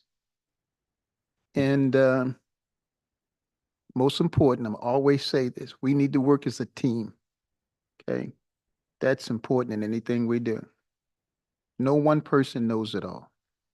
No one person. And with that, I drop the mic for the next person. Thank you, Mr. Williams. Mr. Jacobson? Thank you, Madam Clerk. Couple of things. On the 13th of November, I had the opportunity to go to the high school with the Rotary. We worked or participated in a presentation by CTC Career Technical College or curriculum. Basically, it's the old vocational education program. It now has a CTC moniker. We have fabulous programs at our high school that are preparing our youth for a variety of career opportunities and also just development of skills for interpersonal communication, follow through, public speaking. The culinary department, I didn't know we had a culinary program at the high school. They also have an engineering group that does a lot of problem solving. Junior ROTC, while it's associated with the military, it really is about character development. And it was amazing to hear the young man who said that when he was a freshman, he could barely say hi to somebody, and now he was standing in front of the whole group and giving a great presentation about the ROTC program and what the encouragement and support from that group helped him to evolve. Also, we have a decathlon group, a welding program, automotive program. So, and Representative Mike Prox was there, and so I think all of us could say that we have a great school here in our community. Coming up this week, there will be a North Pole Community Chamber of Commerce luncheon at the Hotel North Pole. That's November 21st at noon. And I believe our fire department will be presenting their successful apprentice program. So if you want to hear more about that, that's at Hotel North Pole Thursday at noon. Also, we're coming up on the deadline for the North Pole King and Queen for the Winterfest. And so nominations need to be turned in by this Saturday, November 23rd. And those nominations need to be sent to the North Pole Community Chamber of Commerce for that. Let's see what else is on my list here. Oh, also, we received communication from our friends in Itadori, Japan. That was our sister city where we did annual exchanges between their junior high, high school students in ours here in North Pole. And so every spring break, we would send a group of students over to Japan to live with host families. And then every August, they would send back a group of their students and both groups would live in the homes of individuals and get to know what it was like on that personal level living with a family. So they have reached out to us and said that they have some remaining funds that they need to close out from that organization, and they have invited us back one last time. And so if you are interested in or know of a young person from middle school to high school, we will have an informational meeting on December 4th here in council chambers at 7 p.m., 7 to 8 p.m. So just keep that in mind. It's a wonderful exchange program. We're over in Japan for just about a week, and it's a great experience for them. And too bad Miss Wilson's not here, but when I was appointed on the city council because due to a vacancy, there was a little bit more structure. Everyone on the council got my letter of interest and also my resume, and they had specific questions to ask. I'm not criticizing Emily or the mayor because neither one of them were there when that system was done, but I agree. Some consistency and having the same questions. I didn't ask the same question to all the candidates. I kind of felt like I was hogging the time. So I stopped asking when it came to your turn. Sandra, so I apologize for that if it made it seem like you had a quick time. I was just being self-conscious that I was hogging the time, so I didn't speak up. With that, everyone have a happy Thanksgiving. Thank you, Mr. Jacobson. Mr. Claus. Thank you, Madam Clerk. So this is the season of giving, of course. We've heard about the Giving Machine, which is great, Toys for Tots, Alaska Children's Trust, Sierra Club, Fairbanks Climate Action Coalition, and a whole bunch of other very well-deserving organizations here that we might want to consider giving to and supporting. I want to thank Public Works especially for keeping the sidewalks clear. And I'm hoping that the city will go back to its newsletter. We used to have a newsletter, and I'd like to see us do that again with all sorts of current events, et cetera, if that's possible. And with that, happy Thanksgiving, everyone. Thank you, Mr. Claus. Mayor Church.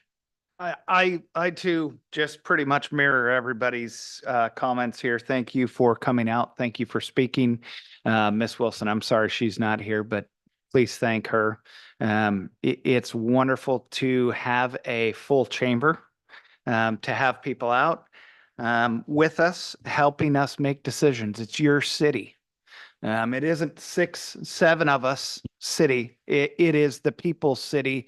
And if you want to help affect change, please be here. Speak up. It is your right to do so. With that, I'd like to move for adjournment. I'll second. Benny, you have to move first. Okay, I move. Second. Is that better? That's better. Unanimous consent. Here we are, closed out at 9:06. Take care. God bless. I gotta get them going, man. I know.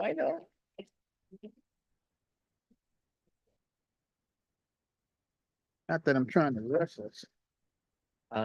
Hey, rush me all you want. I'm ready to go.